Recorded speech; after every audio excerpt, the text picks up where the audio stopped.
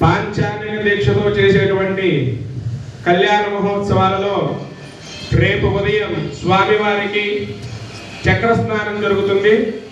తిరుపతిలో ఏ విధంగా శాస్త్రోక్తంగా చక్ర స్నానం జరుగుతుందో అదేవిధంగా ఇక్కడ చక్ర పెరుమాళకి స్వామివారికి విశేషమైనటువంటి అవభృతోత్సవం చక్ర స్నానం జరుగుతుంది.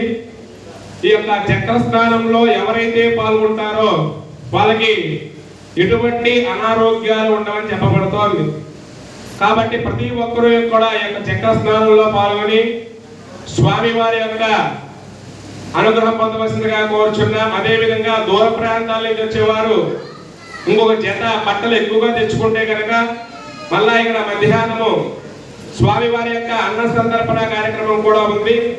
ఆ యొక్క అన్న సందర్పణ కూడా చూసుకుని స్వామివారి యొక్క ప్రసాదాన్ని స్వీకరించి వెళ్ళవచ్చు.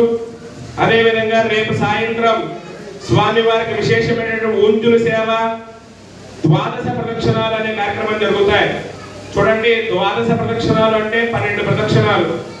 ఈ యొక్క మనం పూర్వం చెప్పబడుతోంది ప్రతిరోజు కూడా దేవాలయానికి వచ్చి స్వామివారి యొక్క దర్శనం చేసుకోవాలని చెప్పబడుతోంది.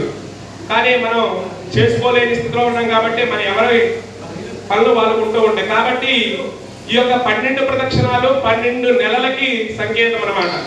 కాబట్టి ఈ యొక్క 12 ప్రదక్షిణాలు ఎవరైతే పాల్గొంటారో ఈ సంవత్సరము కూడా స్వామివారి యొక్క దర్శనం చేసుకున్న పుణ్య భాగ్యం కలుగుతూ ఉంటుంది.